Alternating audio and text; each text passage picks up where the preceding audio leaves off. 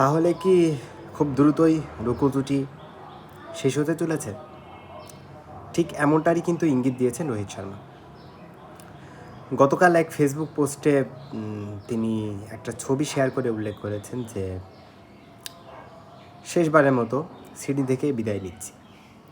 সেখানে এক বিমানবন্দর থেকে তিনি চলে যাচ্ছেন, সেটাই বুঝিয়েছেন যে তিনি আর সেখানে ফিরবেন না।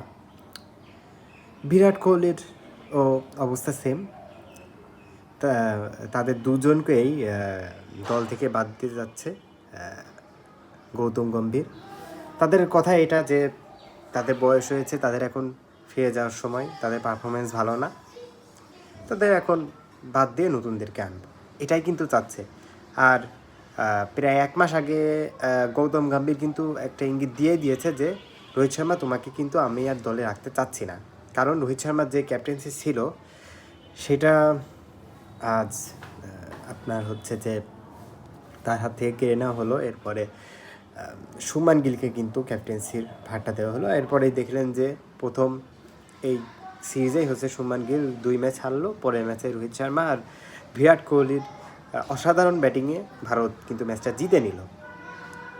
তো এখানে স্পষ্ট যে এটা যে গৌতম গম্ভীর রোহিত শর্মা আর বিরাট কোহলিকে বাদ দিতে চলেছেন। তিনি রাখতেই চাবেন, যতই ভালো খেলুক রোহিত শর্মা, বিরাট কোহলি পারফরমেন্স যতই থাকুক, তিনি রাখতে চান না। এখানে তিনি রাজনীতি করছেন, তাদের পারফরমেন্স ভালো নেই এটা তারা বলতে চান। তো আমি যেটা মনে করি ভাই, যে রোহিত শর্মার এখনও ভারতীয় ক্রিকেট টিমকে অনেক কিছু দেওয়ার আছে। রোহিত শর্মা যতদিন তিনি খেলতে চান ততদিন তাকে খেলতে দেওয়া উচিত। হ্যাঁ, এই যে সম্প্রতি একটা কথা হচ্ছে যে তাদের বয়স হচ্ছে 38-40 হয়ে যায় বয়স। আরে ভাই, বয়সটা সমস্যা কী?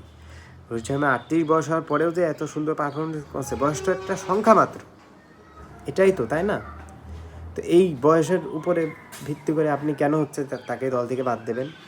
ঠিক এই সেমভাবে আমাদের বাংলাদেশের হচ্ছে মাহমুদুল্লাহ আর মুশফিককে এই আমাদের দেশের দর্শকরা, ক্রিকেট বোর্ডটা বাদ দিয়ে দিল।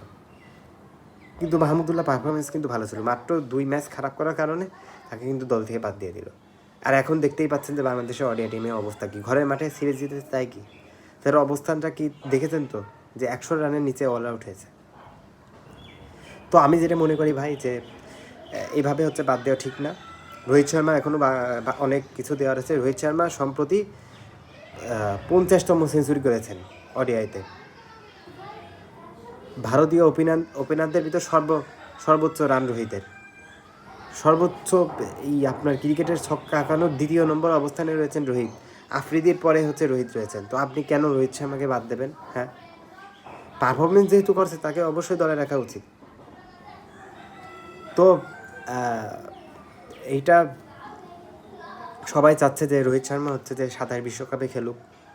আমি একজন বাংলাদেশ হিসেবে চাই যে তিনি হচ্ছে 2027 সালের যে বিশ্বকাপটা রয়েছে সেটাতে খেলুক, যেহেতু বিশ্বকাপটা হচ্ছে যে আপনার ইন্ডিয়া শ্রীলঙ্কায় হবে, ঘরের মাঠে আছে, তো এইখানে খেলুক, আমিও চাই।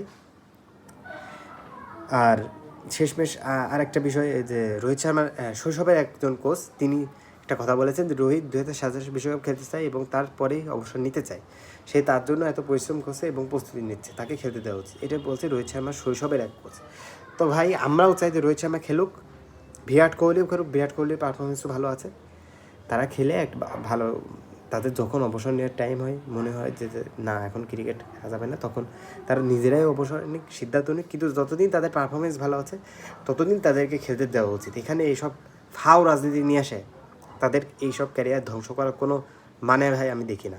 গৌতম গম্ভীর আর যে আপনার শুভমান গিল, তারা কিন্তু খুব নোংরা রাজনীতি করছে, এটা কিন্তু আপাতত বুঝতেছেন আপনারা যারা ভারতবর্ষের যারা রয়েছেন সমর্থক, তারা অবশ্যই জানেন।